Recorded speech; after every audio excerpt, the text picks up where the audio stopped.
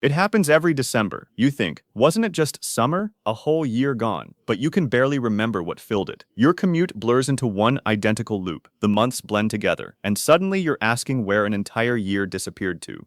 Meanwhile, a childhood summer once felt endless, like it stretched on forever. Same 12 months, completely different clock speed. Here's the twist. Your brain doesn't actually track time directly. It estimates duration by counting new memories.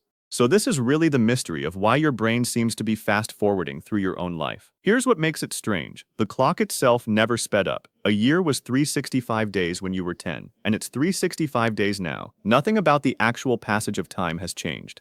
So if the calendar is constant, something else inside you has to be the variable. Something is quietly deciding how long a stretch of your life feels, after it's already over. That something isn't obvious, and it isn't your imagination.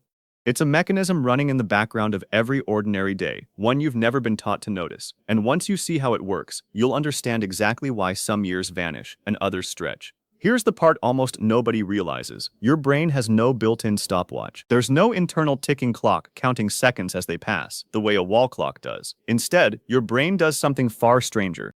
It waits until later, then looks back and estimates how much time must have passed based on one thing alone. How many new, distinct memories got recorded along the way. Think about the difference between a first trip abroad and a forgettable month at home.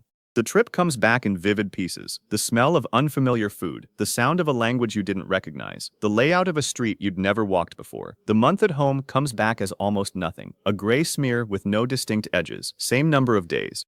Wildly different memory footprint. That footprint is what your brain is actually measuring when it tells you how long something felt. So what decides whether a moment gets that kind of vivid treatment? It starts with a chemical signal.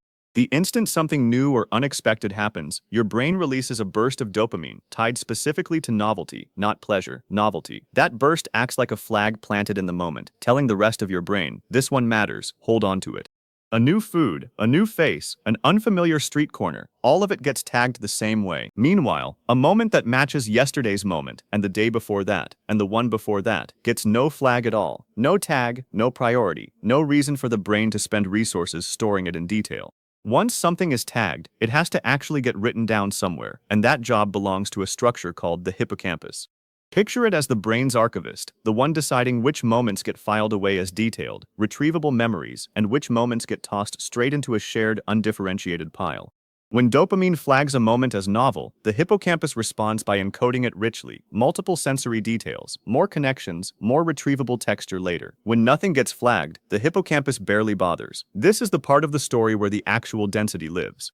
A childhood summer, packed with firsts, first bike ride without hands on the handlebars, first sleepover, first time swimming without floaties, gives the hippocampus dozens of separate entries to file. A routine adult month gives it almost nothing to file at all.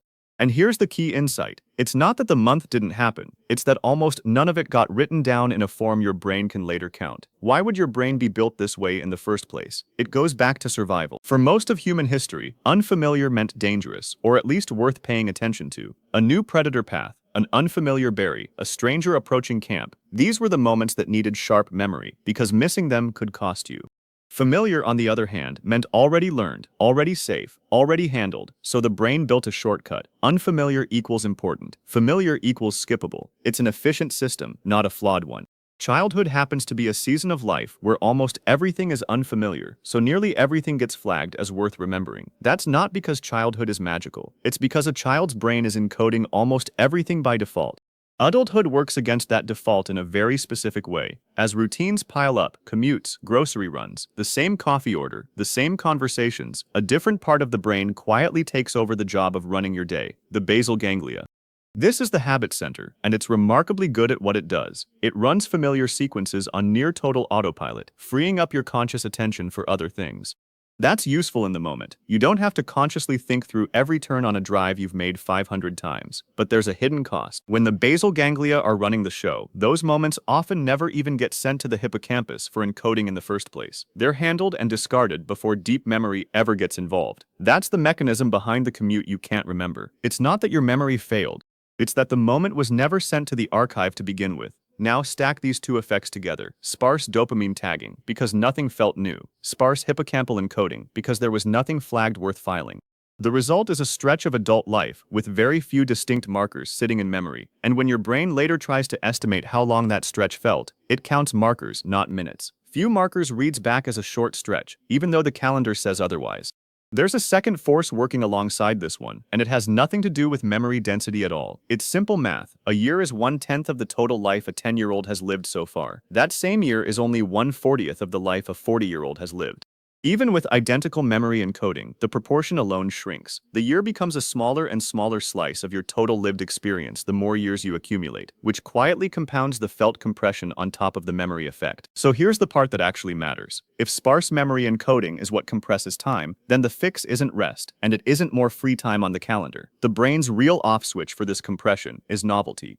The instant something new interrupts a routine, the dopamine tagging system flips back on, and the hippocampus starts writing in detail again. Think about how a first trip abroad works. Even dropped into the middle of an otherwise forgettable year, that 1 week comes back vivid, textured, easy to recall in order. That's not because the trip mattered more emotionally, it's because it forced fresh encoding in a way the 48 identical weeks around it never did.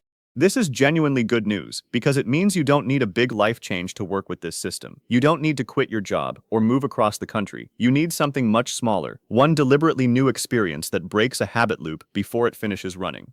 A different route to somewhere familiar, a food you've never tried, 10 minutes spent fumbling through a tiny new skill. None of these need to be impressive. Their only job is to interrupt the basal ganglia mid-routine, so that moment can't slide through on autopilot. The second it can't run automatically, it gets sent for real encoding instead of getting skipped. And here's something worth sitting with before you write this off as a minor fix. This blur you've been feeling isn't your brain breaking down as you age. It's the same exact system that once made childhood summers feel endless. Nothing has failed. The system that stored every detail of a first bike ride is the identical system quietly discarding today's commute, because today's commute has nothing new to flag. It's context, not decay. Your days have simply been repeating enough that the system correctly decided most of them weren't worth filing in detail. That's not a flaw in you. That's the system doing its job with the material you've been giving it. So try this over the next week, not as a task to complete, but as something to notice. At the end of each day, before you fall asleep, ask yourself how much of that day you can actually replay in detail. Some days will come back as almost nothing, a gray blur indistinguishable from the day before. Other days, especially ones where something even mildly different happened, will come back with texture, specific moments, specific sensations, a clear shape. That contrast is the mechanism showing itself in real time. You're not imagining it. You're watching dopamine tagging and hippocampal encoding do exactly what they were built to do, live, inside your own memory. That endless childhood summer was never magic. It was never really about being a kid. It was your brain laying down memory after memory after memory, because nearly everything back then was happening for the first time. That density is still available to you now. It didn't disappear with age, it just went quiet, waiting for something unfamiliar enough to wake it back up. So here's the one move worth carrying out of this. Once a day, or at minimum once a week, deliberately break your routine with something small and genuinely new. A new route home. A new dish you've never cooked. A tiny skill you've never attempted. 5 minutes is enough. It doesn't need to be significant. It only needs to be different from what your basal ganglia already knows how to run without thinking. Each time you do that, you're not just filling time, you're handing your brain a fresh marker, something distinct enough to actually get filed away. Add enough of those markers, and the stretch of life containing them stops evaporating in hindsight. It starts, in a small but real way, to stretch back out.